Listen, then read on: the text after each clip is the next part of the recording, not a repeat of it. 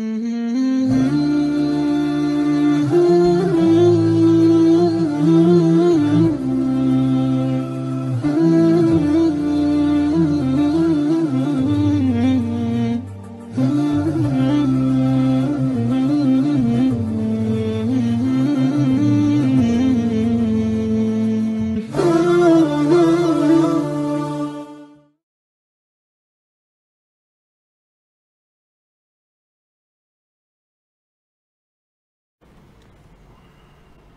buat rakamannya live.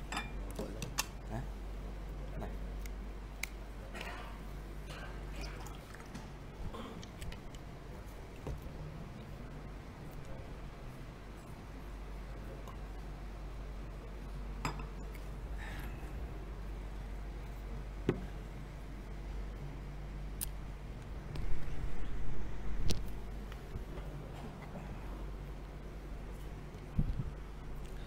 Bismillahirrahmanirrahim. Alhamdulillahi rabbil alamin. Wassalatu wassalamu ala rasulil karim wa ala alihi wa sahbihi wattabi'ina ila yaumiddin.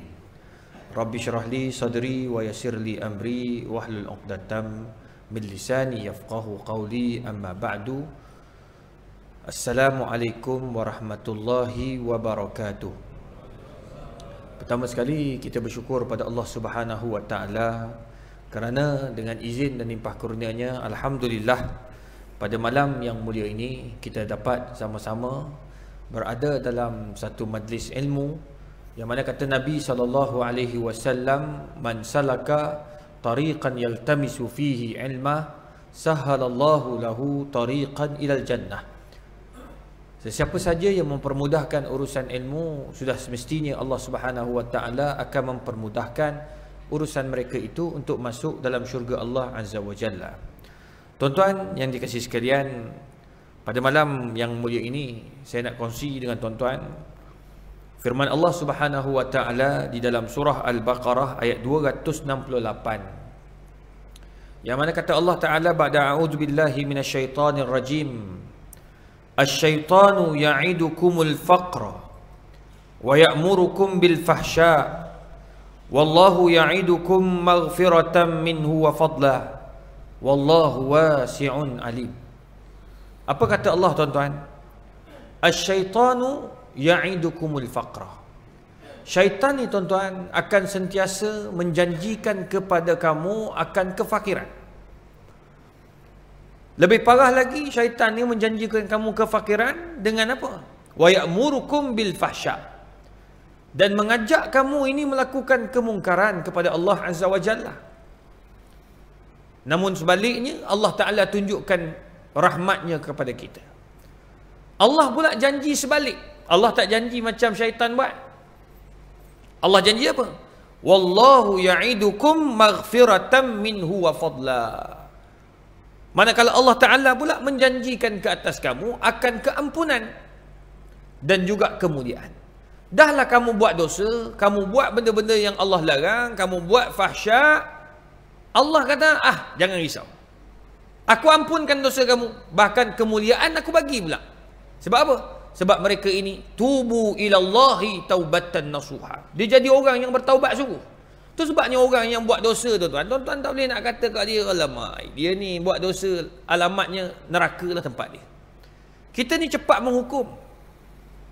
Kita tengok orang tu berlakon, kita kata, ini geng-geng ni neraka lah ni. Bang, kadang-kadang dia orang lebih baik daripada kita.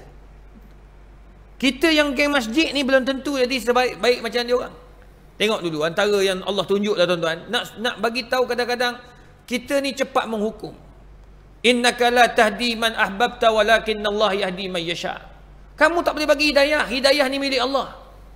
Datuk Sharifah ini, siapa tahu yang dia bela anak yatim lebih daripada 20 orang. Nampak?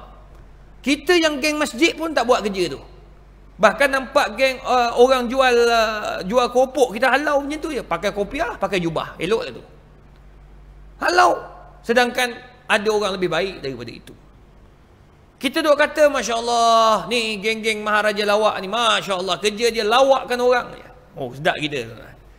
Ini semua geng-geng lara, neraka. Sedap kita. Maklumlah kita sah pertama dan sah kedua. Ini yang dikata Imam Al-Ghazali, ghurur. Orang yang akan dihisap oleh Allah kerana tertipu dengan amalan yang banyak bagi dia.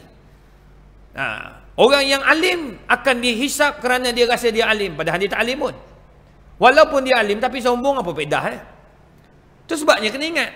Tengok apa nama Yus Maharaja Lawak. Tuan-tuan, Allah. Siapa tahu yang dia ni bagi duit yang dia gunakan, yang dia dapat daripada hasil buat lawak, hasil TV, hasil tu, hasil ni, bagi Mahat Tafiz dekat Perlis, kat kampung dia. Sampai kawan-kawan dia Maharaja Lawak yang lain sekarang ni dah join geng-geng masjid. Dia panggil geng masjid, something like that. Lupa lah tuan-tuan. Tapi geng masjid, dia buat forum, dia hidupkan masjid, dia orang datang. Bayaran dia orang tak berkira dah. Dia tak ambil lah ikut harga buat lawak dekat stadium apa tak. Dia terpulang. Berapa masjid tak bagilah. Mana ada artis nak buat macam tu. Nah, pergi dia buat habis budak-budak datang. Tuan-tuan, dia orang tu dapat, dia taubat sebab apa? Sebab tengok masa hari kebumi Yus, terkejut tuan-tuan. Saya tak mau sebut nama-nama tu, tapi ramai kata, ustaz, dulu saya tak semayang. Bila tengok Yus, hari pengemunian Yus, saya balik ustaz, menangis-nangis, bertaubat, terus jaga semayang. Tengok, bagi balik tengok Allahu Rabbi, penuh orang tuan-tuan, penuh masjid. Sampai geng-geng Maharaja Lawak ni tanya, kenapa engkau orang ni apa kaitan dengan, kan orang pakai serban, ni Maharaja Lawak pakai serban datang buat apa? Budak-budak Maharaja serban ni. Kata Uncle Yus ni lah yang bagi setiap bulan kat kami, kat sekolah kami. Uncle Yus ni lah yang kau dia dapat anugerah apa-apa daripada apa nama, menang itu menang ini dalam TV. Sebahagian untuk kami dah ada dah. Jadi apa salahnya kami ni satu sekolah bacakan 30 juzuk untuk beliau. Allahu Rabbi. Bang, kita tak sampai macam dia. Tu sebab jangan kutuk orang, jangan tengok ini orang, cepat kita menghukum. Itu satu.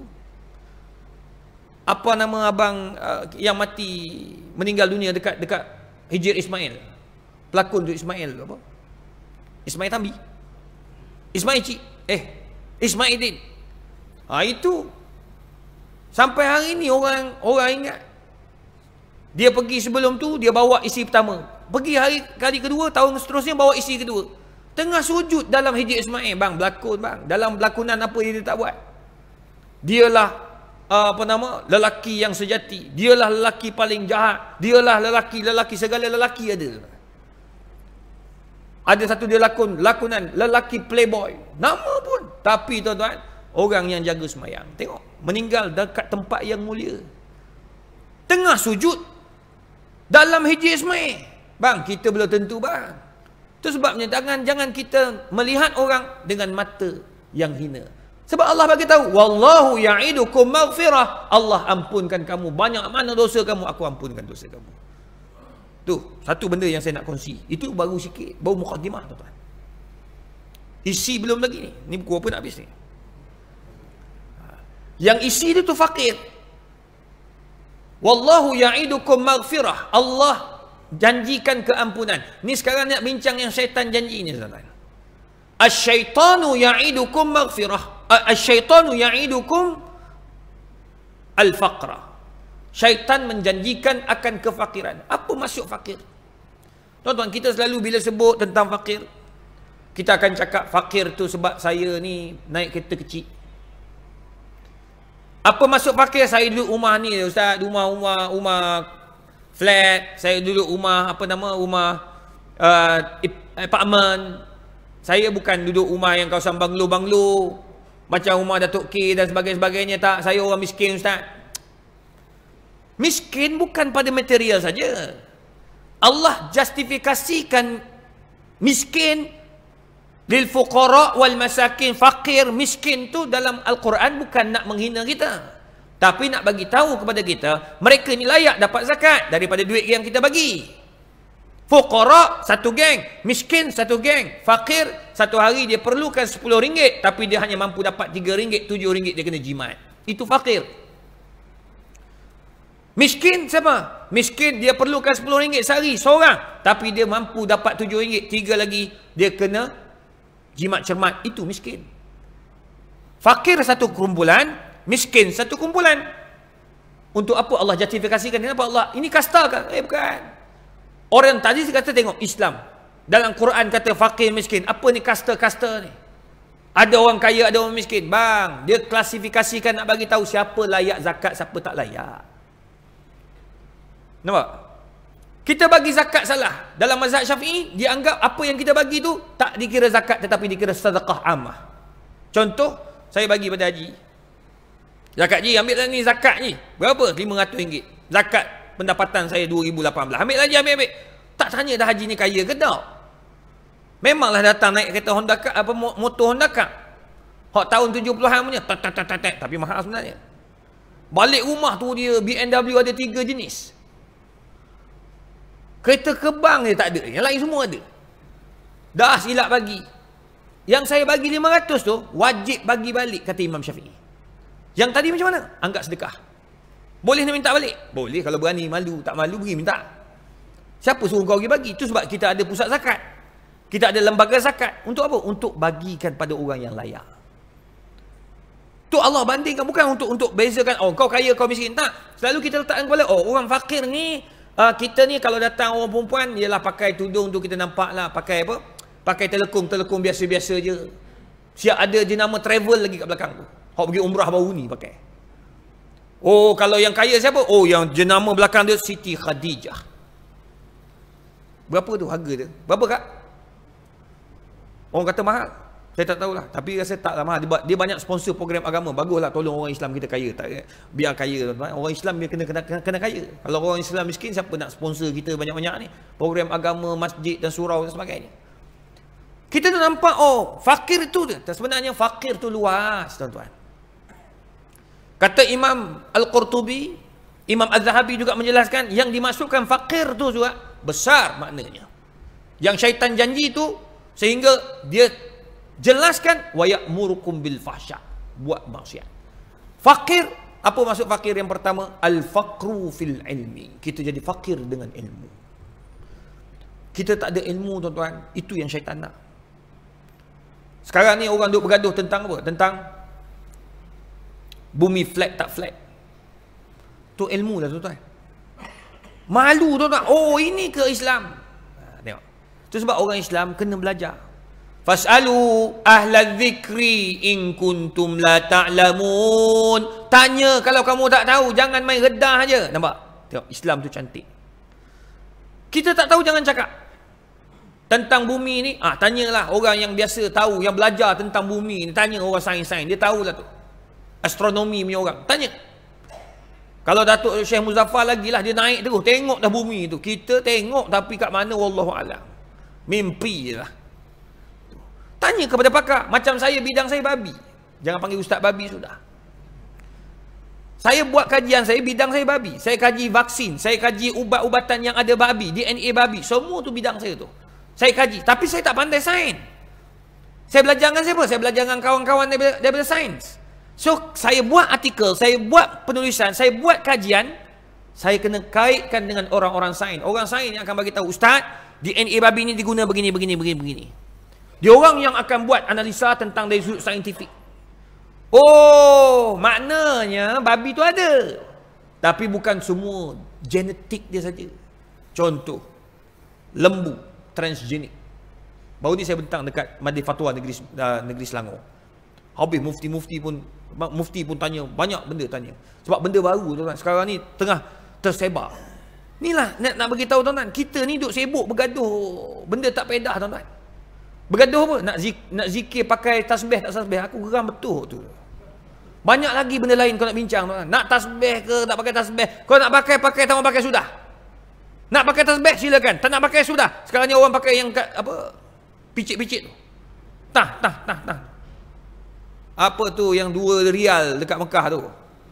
Kena tipu dengan Arab 3 rial. Begitulah cerita je. Dia 1 rial atau 2 rial je. Kan nampak kan? Nampak 1, 2, 3. Elok. Boleh pakai. Tak salah.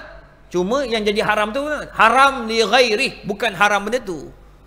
Haram tu sebab apa? Haram tu sebab kita bila dah ada number tu tunjuk pula gaji. Ji, berapa banyak dah zikir hari ni? Tak banyak Ustaz. Adalah lebih kurang 99. Allah teruk betul. Neraka lah. Oh teruk neraka kat orang. Kenapa? Tu tunjuk. Tunjuk ni sikit. Tengok berapa. Tak berapa nampak lah mata tu. 49999. Aduh 49,000. Tak bila punya zikir. Wallahualam. Tekat. Nak tunjuk kau orang. Haba'an mansura. Sia-sia. Kita ni duk gaduh batu je. Orang kafir tuan-tuan dia kaji ni lembu ni macam mana nak bagi lembu ni banyak. Ni sekarang ni terbaru ni nak bagi tahu. Orang bukan Islam ni kaji sampai peringkat nak buat daging burger dah tak pakai daging dah. Dia ambil sel, stem cell. Dia ambil dia kambing punya sel, dia gunakan teknologi moden. Daging tu jadi daging.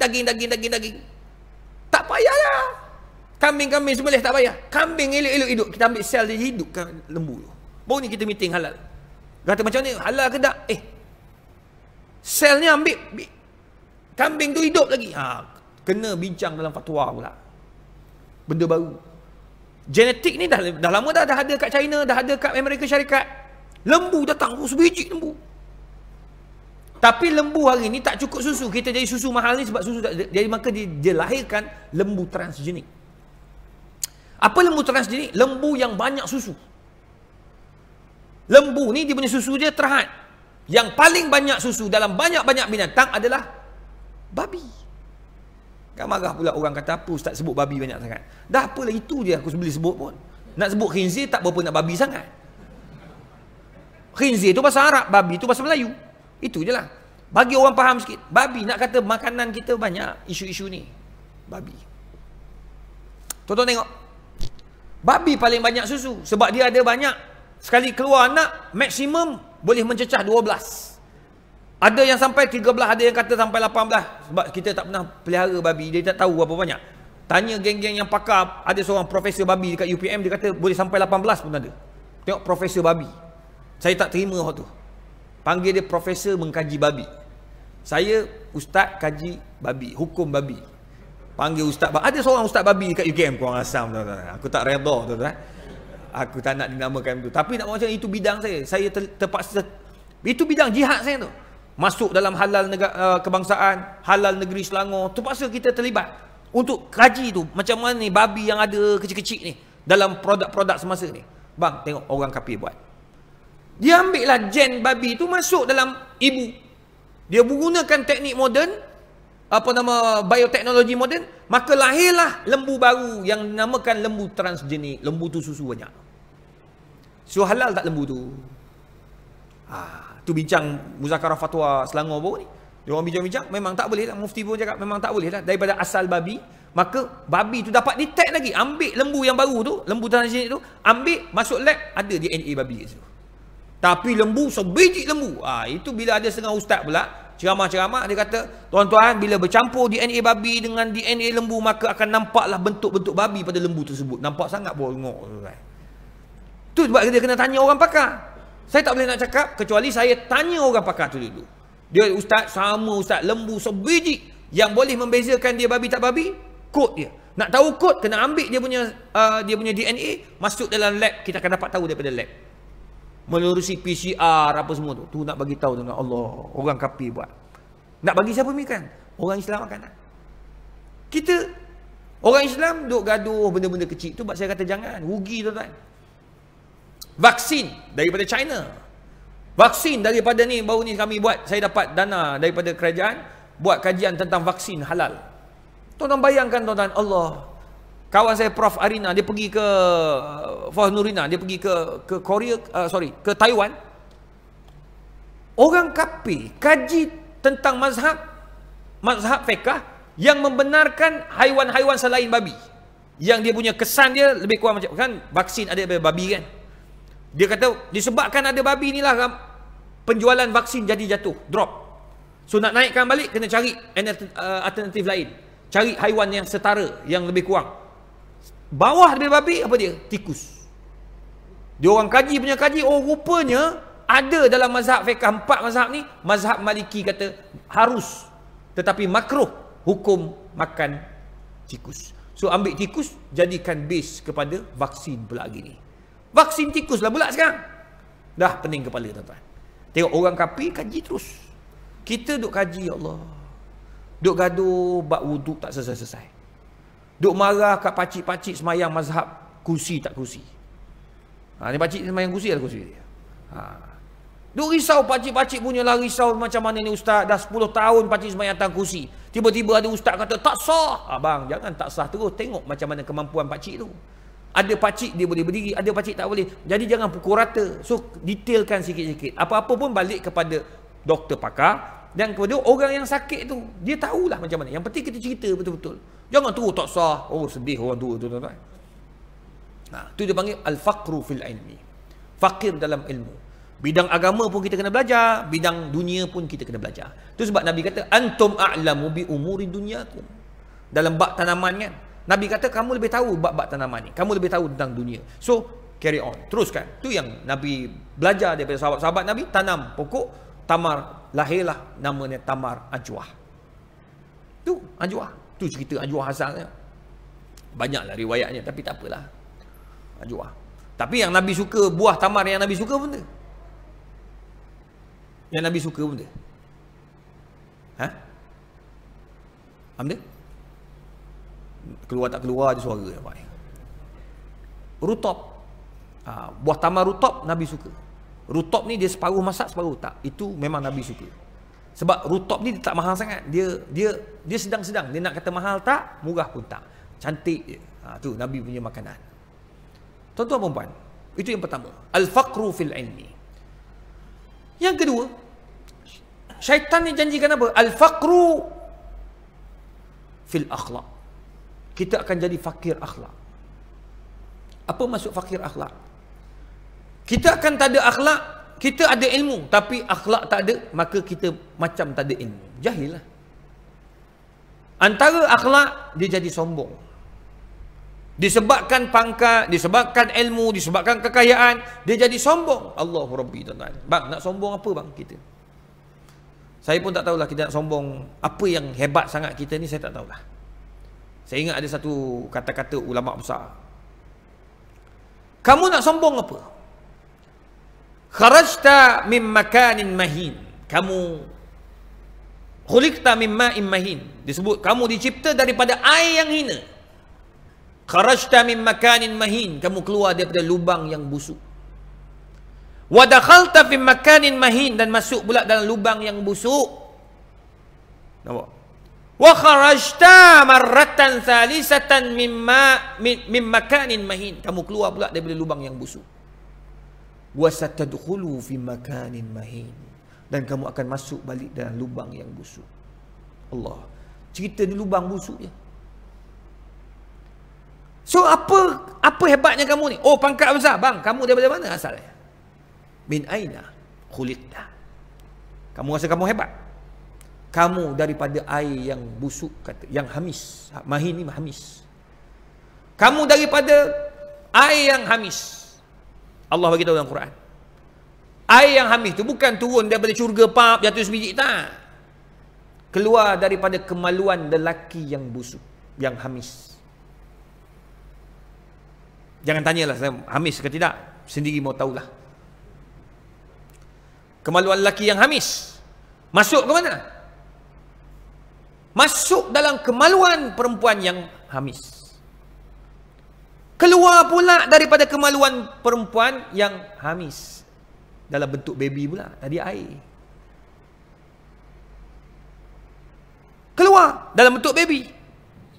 Bila dah tua ataupun tak sempat tua, meninggal dunia, kamu masuk mana? Masuk pula dalam lubang yang hamis, bau tanah. Maknanya kita tak ada apa, tuan-tuan. Tak ada apa. Itu sebab muslimin muslimat, kita jangan jadi sombong dengan apa yang kita ada. Kita jadi sombong dengan ilmu sebab kita rasa kita pandai sekali. Tak boleh, tuan-tuan. Malu dengan Abu Hurairah radhiyallahu anhu, dan malu dengan Abdullah bin Umar. Siapa mereka ni, tuan-tuan? Ini bukan orang-orang biasa, tuan-tuan.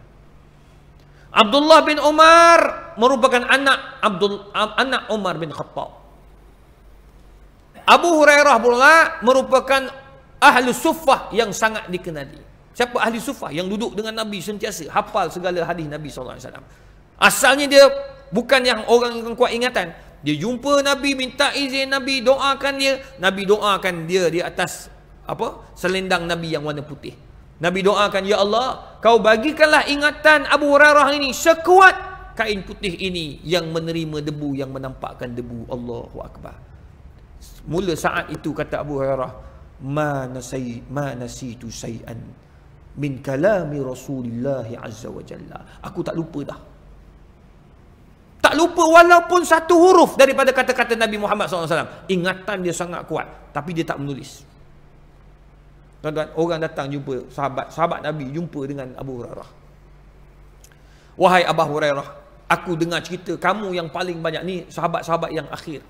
Ada yang kata ia adalah muka tabi'in, orang yang tak jumpa Nabi tapi jumpa sahabat. Just nak buat kajian, bertanya, wahai Abu Hurairah, aku dengar cerita kamulah yang paling banyak meriwayat hadis Nabi Muhammad SAW dalam kalangan para sahabat sekalian. Apa jawab Abu Hurairah? Bukan aku, tetapi pergilah berjumpa dengan Abdullah bin Umar. Allahu Akbar, tuan-tuan. Sebab kenapa jumpa Abdullah bin Umar? Dia ni bukan saja hafal, tetapi dia tulis segala hadis-hadis Nabi Muhammad SAW. Allahu Akbar, hebat, tuan-tuan. Orang ni pula pergi jumpa Abdullah bin Umar. Abdullah bin Umar, makamnya di mana? Makamnya di Syria. Sekarang ni dah hancur dah. Dia tepi Khalid bin Walid. Mereka meninggal di Syam. Meninggal, sekarang ni kubur mereka telah hancur kerana bom. Perpecahan berlaku antara umat Islam dengan umat Islam. Hari habis kesan sejarah. Ini yang Yahudi suka sangat, tuan-tuan. Jumpa Abdullah bin Umar. Bila jumpa Abdullah bin Umar tu, tuan-tuan, apa kata Abdullah bin Umar? Kau jangan tanya aku. Ada lagi yang lebih hebat. Siapa dia? Kau pergi jumpa Abu Hurairah radhiyallahu anhu. Patah balik pergi jumpa Abu Hurairah pula. Sahabat apa ni, orang tanya, ya, kenapa pula jumpa dia? Dia suruh jumpa kamu jumpa dia. Oh, dia lagi hebat sebab dia hafal hadis Nabi. Angkanya lebih kurang sama macam aku, tetapi dia hanya hafal, dia tak tulis. Allah. Maknanya siapa yang lebih hebat? Yang hafal tak salah dan tak tulis. Oh, ini lagi hebat. Aku tulis dan aku hafal. Maknanya hebat lagi yang tak hafal tu, yang tak tulis. Kau pergi jumpa dia. Tuan-tuan, saling hormat menghormati. Allah. Tengok. Aku tak alim, yang tu kata aku tak alim. Lah, jumpa macam tu lah. Kita, tuan-tuan. Pandangan siapa? Ustaz tu. Masya Allah, sesat. Sesat tu ustaz tu, tuan-tuan. Apa ustaz tu kata, oh tak betul ustaz tu, ngaji dia tak habis sebenarnya. Jangan kata gitu, tuan-tuan. Setiap orang ada kepakaran masing-masing. Ustaz Azhar Idrus tak ada BA pun. Bukan belajar dekat Mesir, bukan belajar kat Maghribi, bukan belajar kat Jordan, tetapi Masya Allah alim dia, tuan-tuan. Ustaz Azhar Idrus. Betul tak? Ustaz Kazim, Masya Allah, bukan belajar kat Universiti Al-Azhar, tetapi Masya Allah dia ada ilmu. Kita belajar dari ilmu dia. Datuk Seri Zulkifli Al-Bakri, mufti wilayah, Masya Allah, ilmu dia tinggi. Kita belajar cara Dr. Zulkifli Al-Bakri. Setiap mereka ada kekuatan masing-masing, tuan-tuan. Ustaz Haslim Bollywood ada kekuatan dia. Tak boleh kata apa ni, ni sijil. Jangan tanya sijil. Sijil tu hanya sebagai apa? Sebagai alat untuk mentadbir saja. Kalau nak jadi menteri kena ada BA lah. Kena sebab kita letakkan budak-budak BA, budak-budak kat UC kena ada BA. Saya lah punya pandangan. Kalau saya Perdana Menteri, saya wajibkan begitu. Tapi mungkin tak kot jadi Perdana Menteri. Sebab saya universiti, saya selalu pesan pada pelajar-pelajar saya, tuan-tuan, adik-adik, tolonglah. Kalau malas macam mana pun korang ni belajar, tolonglah dapatkan CGPA korang tu tak kurang daripada 3.0. Tolonglah. Saya selalu pesan. Tahu tak sebab apa? Sebab nak mudahkan korang minta kerja. 3.0 insya-Allah mudah dapat kerja. Dapat kerja, dapatlah gaji BA. Gaji grade 41 kalau kerajaan. Saya suruh budak, takkanlah orang yang buatkan dasar. Tak ada. Itu tak betul.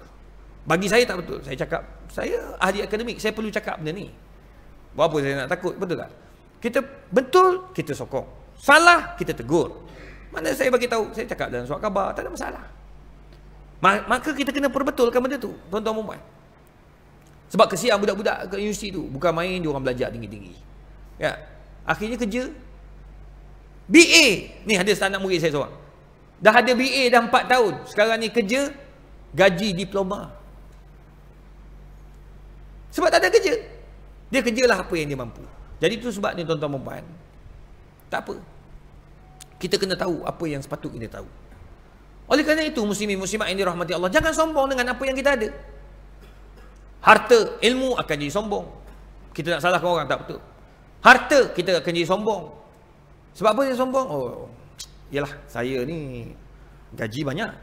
Dia tak payah, gaji tu sekejap je. Pangkat, lagilah tuan-tuan. Pangkat tak lama. Ya Allah, tuan-tuan. Dulu menteri, sekarang dah tak menteri dah. Betul? Dan yang geng dulu menteri, Masya Allah, 10 tahun jadi menteri, tuan-tuan. Saya ingat lagi, geng-geng menteri nak jumpa pun payah. Padahal saya ni ahli akademik, selalu terlibat dengan kementerian-kementerian. Kita ni, saya pula jenis bukan pergi jenis berulur ke tangan. Tak, memang tak lah. Saya jauh. Biarlah ada orang nak salam, pergi berebut salam, biar ada orang salam. Biar ada orang salam. Susahnya nak salam, ya Allah, orang jaga. Sekarang mudah. Ada je kat tiang-tiang surau dalam masjid sekarang. Bagus kan? Ada hikmah. Mereka tak jadi menteri lagi. Bermuhasabah dan jadi geng masjid. Dulu tak datang masjid, sekarang dah datang masjid. Bagus. Yang dilantik, jangan lupa pula, dulu datang masjid, sekarang tak datang pula. So, kena bermuhasabah semua. Kena ada lah. Tu kita kena pandai-pandai lah. Tapi tuan-tuan perempuan, pangkat sekejap je. Pangkat sekejap je. Jadi jangan kita sombong dengan pangkat yang ada. Pangkat sekejap je. Jangan kita jadi, sebab saya pangkat ada. Kadang-kadang dekat pejabat-pejabat tu kan, Allah, besar tuan pangkat dia orang. Besar. Tapi bila pencen, adakah dia akan bawa pangkat tu? Tak ada. Tak ada. Pencen ada tak? Pencen je lah ada. Tu pun separuh, suku kali-kali. Nak sombong apa? Kalau kita berkawan atas dasar pangkat, pangkat akan pergi.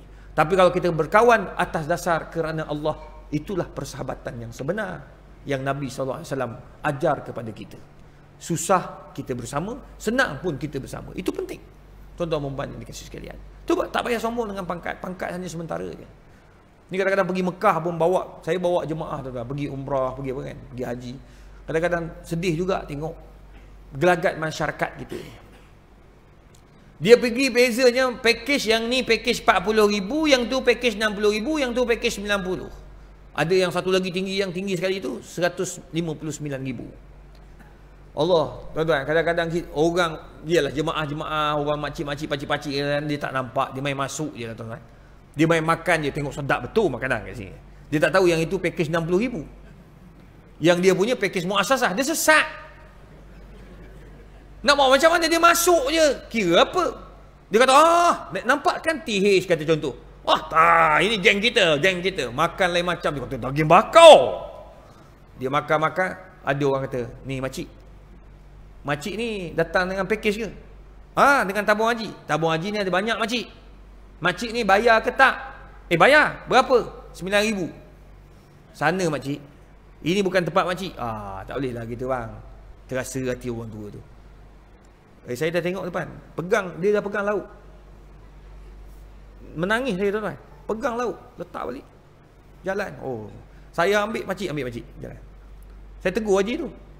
Jangan cakap macam tu. Biar dia makan dulu. Tak apalah saya tak makan. Saya ketua. Biar dia makan. Tak ada masalah. Biar dia makan. Saya tak makan pun tak apa. Bang, apa nak hebat sangat kau makan? Allah, kat Mekah bang, apa yang ada rezeki Allah, betul tak? Yang kau sambut sabil-sabil tu apa benda?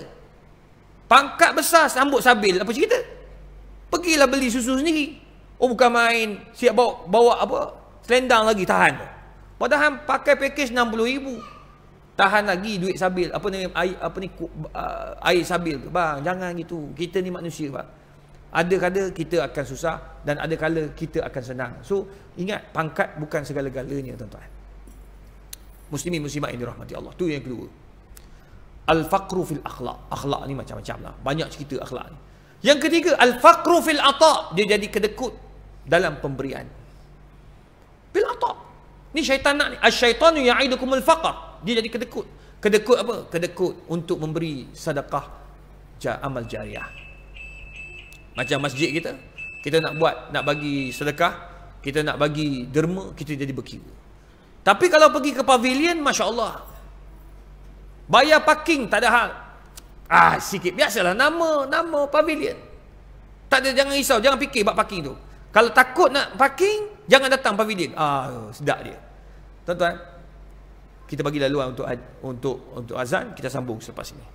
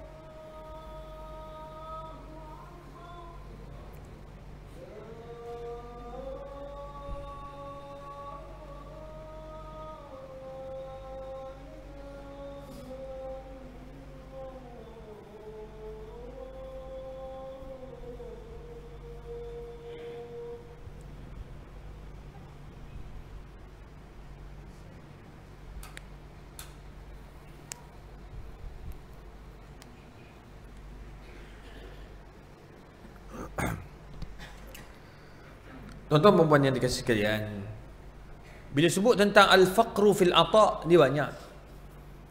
Ada orang dia berkira tentang zakat. Tuan-tuan, zakat ni dia tak adalah banyak. Cuma dia ada beberapa zakat yang kita kena selesaikan. Pertama, selalu orang tu ingat, oh zakat tu ialah zakat fitrah. Zakat fitrah ni Ramadan je, sikit je tu. Yang ditekankan, zakat ternakan. Yang ditekankan, zakat simpanan. Macam kita di Selangor, zakat simpanan kita lebih kurang 14,800 lebih kurang gitu. Dia dekat-dekat lebih kurang macam wilayah juga lah. Wilayah pun lebih kurang 14,700 something. Satu akaun ada 14,000, ada 15,000 wajib zakat. Itu satu akaun. Kalau banyak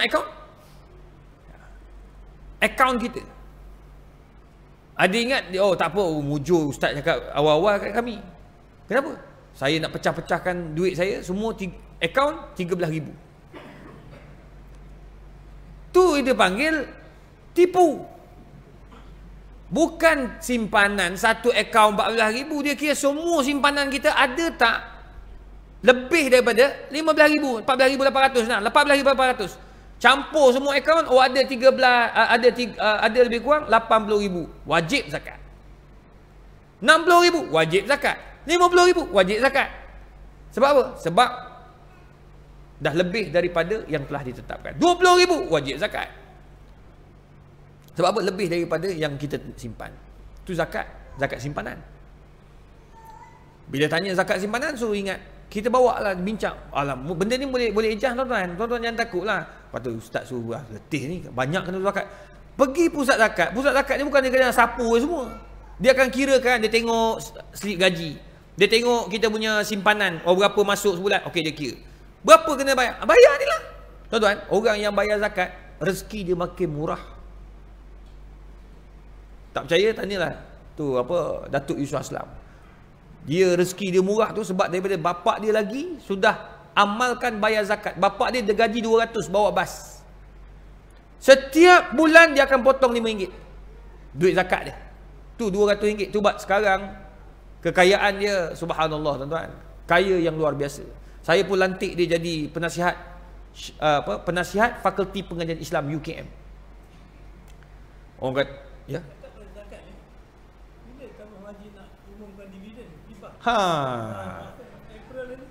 Bila tabung haji nak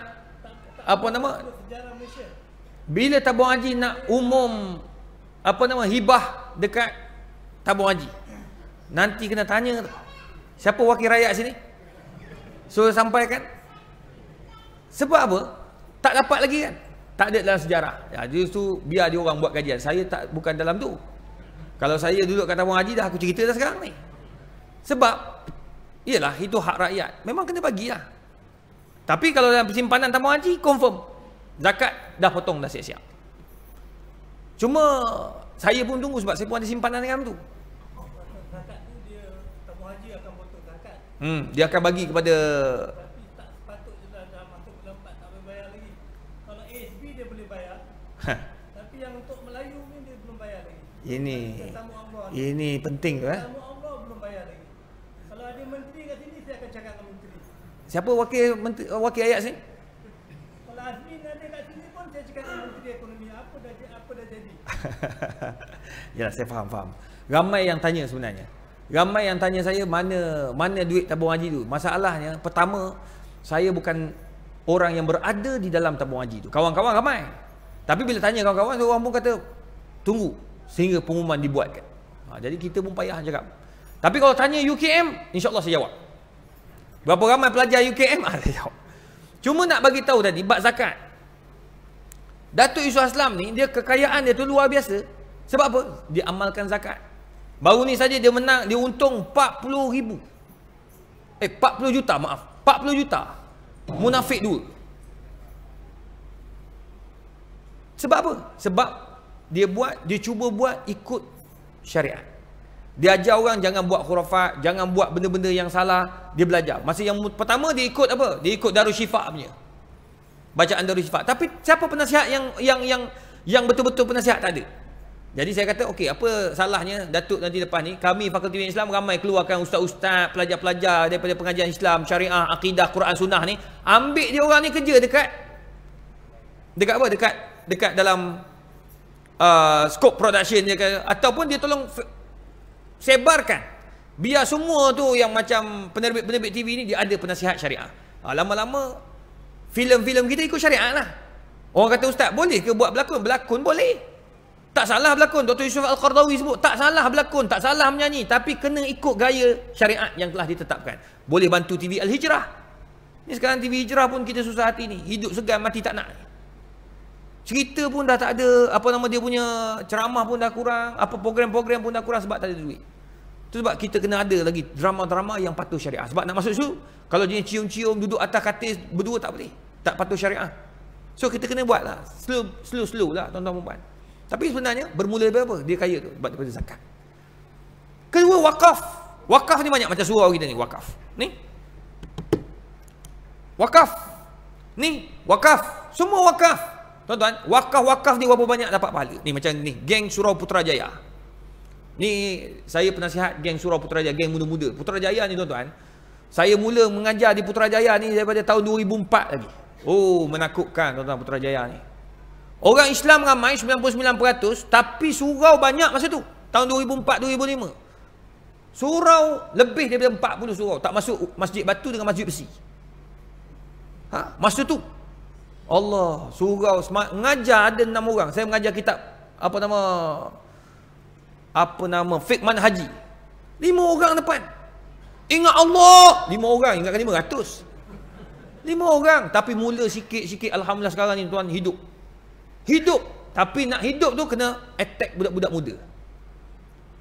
Lahirlah budak-budak muda ni, geng Surau Putrajaya. Facebook dia orang dekat 60,000 lah. Aktif, dia buat panggil Ustaz Habib, panggil Ustaz itu, panggil habis semua Ustaz. Panggil. Biar hidup. Jadi orang datang. Kadang orang Shah Alam pergi mengaji, pergi belajar kat sana. Sebab dia kuliah dia dengan aircon, surau cantik apa semua. Ramai. Habib Ali lepas isyak mengajar. Sahih Bukhari. Sampai pukul 10.30. Penuh tuan-tuan. Nak bagi tahu. Alhamdulillah. Kuliah saya dulu 5 orang. Sekarang dekat 500 orang. Kuliah bulanan. Sebab apa tuan-tuan? Geng muda-muda ni. Dia orang live kan. Bila dia orang live, dia orang perlukan apa? iPhone. Perlukan gadget. Perlukan internet. Tuan-tuan, orang wakaf.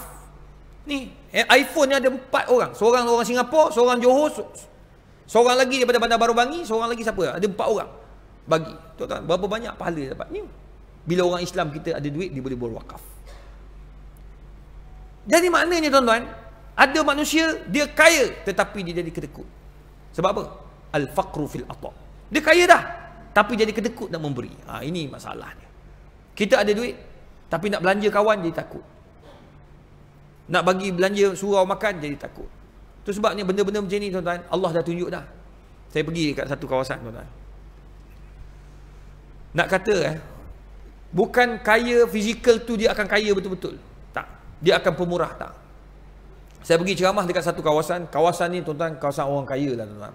Rumah besar rumah dia.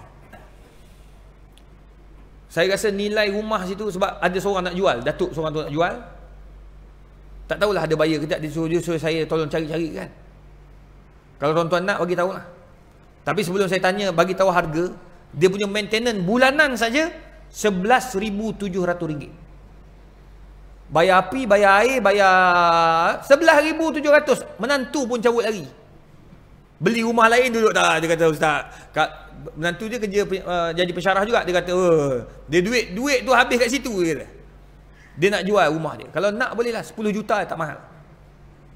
10 juta. Kawasan mahal cantik. Kereta tu dia tersusun. Tak kenal kereta jenama apa. Rasa macam Mini Cooper, rupanya bukan. Tengok semua rendah-rendah, merah, hijau, kuning semua ada. Panamera, apa Panamera. Porsche Panamera. Tayar saja pun dah 3,000 lebih. 4,000 standard tu. Sebelah, bukan 4-4. Jangan buat lawak. Sebelah.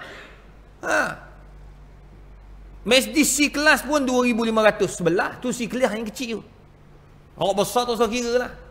Tahu-tahu, memang mewah. Masa nak pergi ceramah tu, surau dia cantik, surau cantik. dia sentuh pengurusi dia. Ustaz, tolong tekankan sikit bab ukhuwah. Saya kata, ukhuwah? Kenapa? Bergaduh ke? Tak bergaduh mana Ustaz, cuma bermasam muka. Okey, apa? Inilah masalah dia Ustaz. Tak bayar guard. Gaul kepala saya. Kereta mahal-mahal, rumah juta-juta, kereta pun cecah juta, bayar guard tak bayar. Saya tanya berapa ribu bayar guard. Dia kata, Ustaz, 350 je sebulan. Aib. Lagi kaya, lagi kedekut. Bila tanya kenapa tak bayar? Oh, saya dah bayar ADT. Saya dah bayar alam rumah tu, saya dah dikawal dengan iPhone apa semua. Bang, kalau perompak masuk, awak duduk kat luar negara, kan dia orang kaya duduk luar negara selalu. Siapa yang akan pergi tengok? Kalau kata perompak masuk. Pertama, jiran-jiran. Jiran pun sibuk juga. Siapa akan tengok? Jagalah. Jaga tengok, oh ada perompak. Telefon, baru polis datang. Ingat polis akan pergi duduk jaga rumah dia saja. Ingat polis ada masa untuk sakit kepala kerana dia. Tak ada bang. Polis pun tak larat makan Panadol. Banyak rumah lah brother. Polis bukan jaga rumah orang kaya je. Dia semua rumah. Jadi tu sebabnya tuan-tuan. Lagi kaya, lagi kedekut. Rupanya lagi tempat tu mewah, lagi tak bayar guard. Malu kita. Tu jangan tu ingat orang kaya dia murah. Lagi susah nak bagi. Padahal orang macam dia orang tu, rumah dah juta-juta, kereta juta-juta, dia tulis cek dia bayar setahun. Ya? 350 kali 12 bulan berapa dah sangat. Tapi yang sedihnya, pengurusi kata, Ustaz, dalam kawasan saya ni 50-50 Ustaz. 50 non-Muslim, 50 Muslim. Sedihnya, majoriti yang tak bayar adalah orang Muslim. Itu lagi malu. Malu kat orang bukan Islam pula. Itu sebabnya tuan-tuan dan puan, syaitan nak apa? Al-faqru fil ata'. Jadi kedekut untuk memberi. Termasuklah dalam bab-bab ta'awun, tolong-menolong dalam menjaga keselamatan. Manakala yang terakhir, tuan-tuan dan puan, dia jadi fakir. Apakah yang dimaksudkan fakir? Yang disebut oleh syaitan tadi, asy-syaitanu ya'idukumul faqr. Syaitan menjanjikan kefakiran dalam as-suhbah, dalam persahabatan. Persahabatan bermaksud kekuatan perpaduan ummah. Tuan-tuan tengok negara-negara Islam hari ni, mana ada yang kuat? Negara Islam tuan-tuan rujuk. Tuan-tuan pergi Dubai, orang yang bangunkan Dubai bukan orang Arab. Tuan-tuan pergi Arab Saudi, duit orang kita pergi Saudi ni tak kurang dalam 4 juta orang tuan-tuan. Kita saja. Pergi kat Mekah ni. Ramai pergi. Tapi tengok, mereka tak bersatu juga. Palestin ni 21 bulan ni saya pergi Palestin. Bawa jemaah. Tuan-tuan bayangkan. Pergi Palestin baru saya tahu kenapalah Palestin ni tak boleh nak merdeka. Dalam Palestin dia orang bergaduh sama dia orang juga. Arab dengan Arab. Tuan-tuan tak payah pergi tak tengok. Sedih tuan-tuan. Yang untung siapa? Yahudi. Yang buat kosmetik daripada tempat lanat. Kaum Lut punya kawasan lanat kan. Kan dia punya lumpur tu masin. Digunakan untuk buat scrub. Dia buat, siapa buat? Kilang dia. Kilang ni Yahudi. Yang jual siapa? Orang Melayu. Orang Arab. Palestin. Harga tak kurang $100. Siapa yang untung? Yang untung Yahudi punya kilang. Yang menjual adalah orang Islam Arab. Tuan-tuan, takkan berjaya. Yaman hancur. Syria hancur. Mesir kelang kabut dah sekarang. Tapi kelang kabut baru ni dia lantik Sisi tu sampai 2036 ke.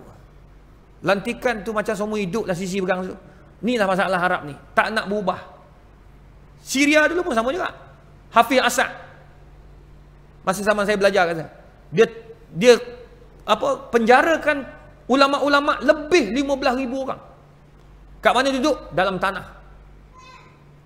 Penjara tak tengok tanah. Tu yang ada keluar gila. Ada seorang kawan saya, tu saya ingat lagi. Saya tahun akhir, bayangkan saya ni alhamdulillah tuan-tuan, duduk daripada tingkatan 1 sampai tingkatan 6. Alhamdulillah, masa kita duduk tingkatan 1, tingkatan 2, tingkatan 3 ni, boleh tahan lah, dapat lah, orang kata apa, markah terbaik lah, antara pelajar terbaik. Saya, lepas tu budak Morocco, lepas tu ada budak daripada Tunisia. Kita orang satu geng semua. Dia pelajar antarabangsa banyak. Bayangkan, tiba-tiba nak sekolah college tu, nak masuk tak boleh masuk tahun 2 tu 3 tak boleh. Dia kena masuk tahun 1 dulu. 1 sampai 6 macam tu.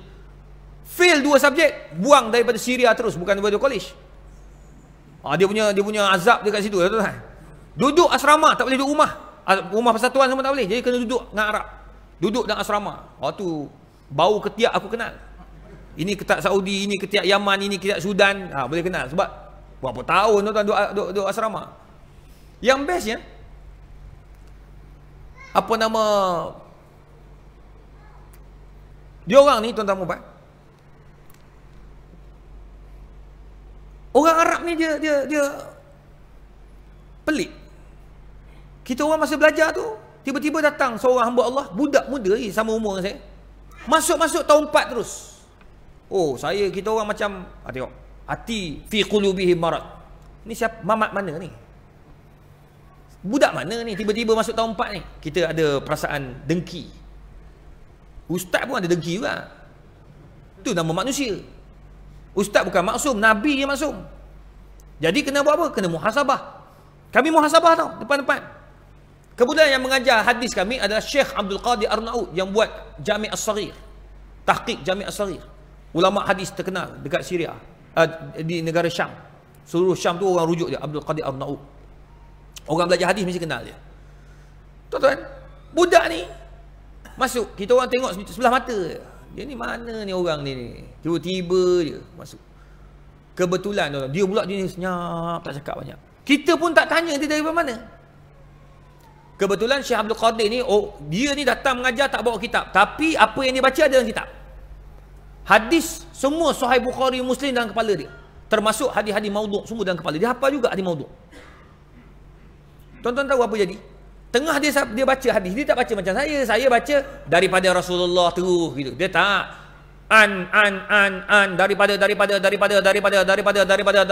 daripada qala Rasulullah. Daripada tu.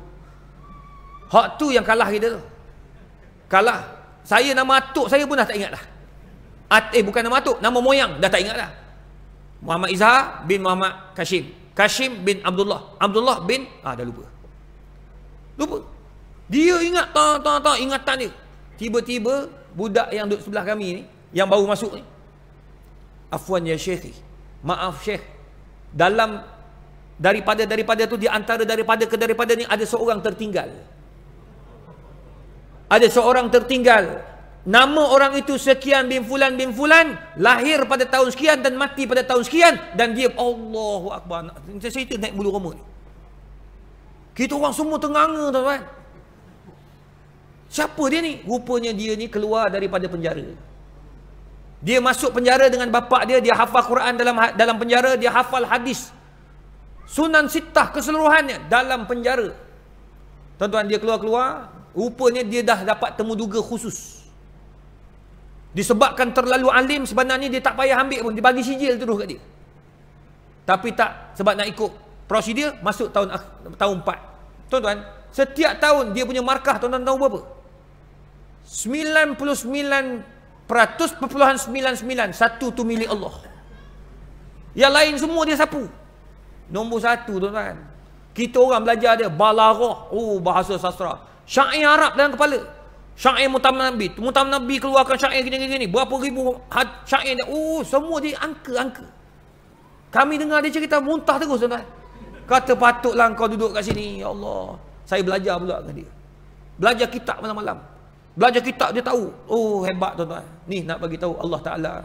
Tapi saya dimaklumkan baru ni dia telah pun syahid. Meninggal mempertahankan negara dia, Syria. Tuan-tuan puan. Orang hebat. Saya teringat dia. Muhammad Zubair namanya. Alim sungguh.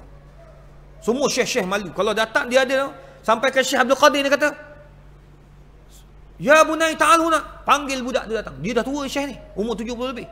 Datang cium dahi dia.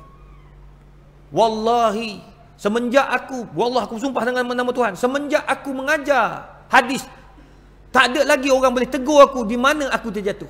Sebab tak ada orang yang hafal macam aku hafal. Rupanya kamu lebih alim daripada aku. Allahu Rabbi. Tuan-tuan puan, itu sebabnya kita kadang-kadang kita kena bermuhasabah. Tengok Syria habis hancur. Negara-negara Islam habis hancur. Sekarang ni yang naik adalah negara-negara yang bukan Islam. Kita malu dengan Jepun, kita malu dengan Korea, kita malu dengan China, kita malu dengan segala negara. Itu Tu masa saya pergi Mekah baru ni, akhir tahun baru ni, khatib di Madinah, dia kata apa? Dia kata kita patut malu, ikhwanil muslimin, wahai saudara-saudara kalian, kita malu. Wallahi ma indana syai', kita ni tidak ada apa-apa, dia kata. Ni khutbah Jumaat di Masjid Nabawi. Daripada kopiah yang aku pakai, hattal khiza, sampailah selipar yang aku pakai, laisa min biladil muslimin, bukan daripada negara-negara Islam. Kopiah made in China, serban made in China. Ni jubah saya tempah kat Mekah, made in China kainnya. Betul tak? Selipar saya pakai made in China juga, semua China. Jadi mana? Kita pergi Mekah belikan fridge yang melekat kat fridge kan? Gambar Kaabah, gambar kubur Nabi, gambar pusing belakang, made in China. Mana milik kita? Jadi tuan-tuan dan puan, muhasabahlah. Inilah yang dinamakan al-faqru. Dan sebenarnya banyak lagi. Fakir dalam kepimpinan, fakir dalam pentadbiran dan macam-macam lagi. Banyak cerita. Sebenarnya dah sampai masa pukul 9. Sebelum Haji banyak tanya soalan, saya berhenti dulu. Gurau Haji. Ya? Ya, betul. Jadi tak perlu lagi dapat. Suruh Cina, upah kat Cina, dapat lagi murah. Sepatutnya. Eropah pun, barang-barang pun ambil daripada Cina juga. Betul. Murah. Sepatutnya saya melihat orang Arab dia boleh melabur, tetapi tak gunakan duit pelaburan itu kepada tempat yang betul. Adalah beberapa kedai tempat jubah orang Cina Islam kita buat, tapi tak banyak. Kainnya tetap daripada yang bukan Islam. Jadi oleh sebab itu orang Arab kena bermuhasabah, orang-orang kaya, jutawan-jutawan kena muhasabah. Jadi benda inilah yang kita kena ambil perhatian. Jadi kalau kita tak balik kepada Islam, kita tergolong daripada orang yang Allah sebut tadi, faqru. Asyaitanu ya'idukumul faqr. Syaitan janjikan fakir, dan inilah kefakiran yang saya sebutkan tadi. Bukan kaya. Duit tu semua orang ada duit, tetapi kefakiran tu yang kita takut. Dia kaya tetapi dia fakir, itu yang kita menakutkan kita. Semoga Allah Ta'ala merahmati tuan-tuan dan puan, merahmati kita semua, dan doakanlah tuan-tuan dan puan, semoga Allah Ta'ala merahmati kita. Dan yang paling penting, negara kita terus aman, terus ditadbir dengan baik, tadbir urus dengan betul, dan yang paling penting, hak rakyat dapat dilaksanakan dengan baik. Pemimpin-pemimpin, kita doakan semoga mereka ini sentiasa bermuhasabah dan sentiasa Azawajalla, dan mereka ini tidak terpengaruh dengan sistem-sistem politik yang tidak betul. Jadi apa-apa pun kita kena muhasabah, yang selepas, yang sebelum dan yang selepas, semuanya kena bermuhasabah. Semua Allah nak tunjuk mereka tu. Sekali menang dan sekali kalah. Dan tak mustahil yang menang akan jadi kalah, yang kalah akan jadi menang, dan itu semua adalah lumrah dalam kehidupan. Tetapi kita orang Islam tetap kena bersatu dan kena kuat. InsyaAllah kita doa yang terbaik untuk negara kita. Dan saya doakan juga agar tabung haji cepat mengumumkan apa yang sepatutnya. Sebab dah ramai sangat tanya, haji ni orang yang ke 199 rasanya. Saya rasa pagi esok cukup 200. Semalam saya kat Johor pun orang tanya. Saya pun confused. Rasanya nama saya tidak ada dalam senarai bot tabung haji tu. Tapi kawan-kawan saya adalah. InsyaAllah kita doakanlah mereka buat yang terbaik. Dan saya tahu kawan-kawan saya tu antara orang yang sangat amanah. Antaranya Datuk Daud Bakar, antaranya Dr. Ashraf Hashim, bekas anak bekas menteri mufti wilayah persekutuan. Itu semua antara orang yang lurus. Kita doakanlah biar mereka buat kerja mereka. Kita ni sebagai rakyat, kita doa yang terbaik insya-Allah. A'udzubillahi minasyaitonirrajim. Bismillahirrahmanirrahim. Alhamdulillahirabbil alamin. Hamdan hamidin, hamdan syakirin. Allahumma faqihna fid din wa 'allimna at-ta'wil. Allahumma yassir wa la tu'assir ya mujibad da'wat. Wa sallallahu ala sayidina Muhammad wa ala alihi wa sahbihi wa sallam. Wallahu minna.